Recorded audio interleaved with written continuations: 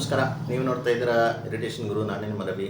So ಕೆಲವೊಂದು motivation videos ಕೂಡ ಈ ನಮ್ಮ ಸೆಗ್ಮೆಂಟ್ಸಲ್ಲಿ ಇನ್ಕ್ಲೂಡ್ ಮಾಡಬೇಕು ಅಂತ ಅಂದ್ಕೊಂಡಿದ್ದೀವಿ.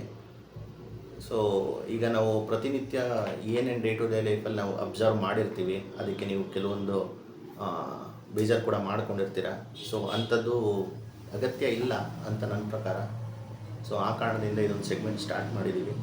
ನಿಮ್ಗೆ ಇಷ್ಟ ಆಗುತ್ತೆ ಅಂತ ಕೂಡ ಅಂದ್ಕೊಂಡಿದ್ದೀವಿ. ಸೊ ನಿಮ್ಗೆ ಏನು ಅನಿಸುತ್ತೆ ಅನ್ನೋದು ಖಂಡಿತವಾಗಿಯೂ ನೀವು ಕಮೆಂಟ್ಸಲ್ಲಿ ತಿಳಿಸಿ. ಶೇರ್ ಮಾಡೋದು ಮರಿಬೇಡಿ, ಸಬ್ಸ್ಕ್ರೈಬ್ ಖಂಡಿತ ಮಾಡಿ. ಸೊ ಇವತ್ತು ನಾನು ನಿಮ್ಗೆ ಹೇಳಕ್ಕೆ ಬಂದಿರೋದು ಒಂದು ಸ್ಮಾಲ್ ಸ್ಟೋರಿ ಥರ ಕೂಡ ಹೇಳ್ತೀನಿ.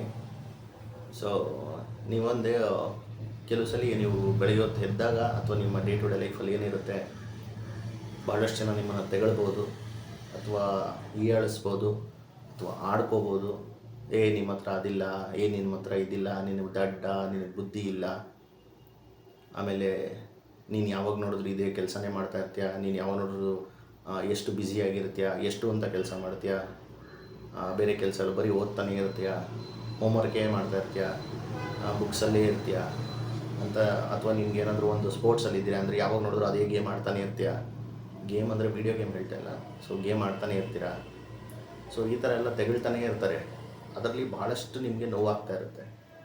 ಆದರೆ ನೀವು ಅರ್ಥ ಮಾಡ್ಕೋಬೇಕಾಗಿರೋದು ಏನಂದರೆ, ಜನ ಕಲ್ಲೊಡೆಯೋದು ಹಣ್ಣು ಬಿಡೋ ಮರಕ್ಕೆ ಮಾತ್ರ ಹೊರತು ಜಾಲಿ ಮರಕ್ಕಲ್ಲ. ಸೊ ಯಾವ ಮರದಲ್ಲಿ ಹಣ್ಣಿರುತ್ತೋ ಆ ಮರಕ್ಕೆ ಮಾತ್ರ ನಾವು ಕಲ್ಲು ಹೊಡಿತೀವಿ. ಜಾಲಿ ಮರದಲ್ಲಿ ಬರೀ ಮುಳ್ಳಿರುತ್ತೆ, ಅದಕ್ಕೆ ಯಾರು ಕೂಡ ಕಲ್ಲು ಹೊಡೆಯೋದಿಲ್ಲ.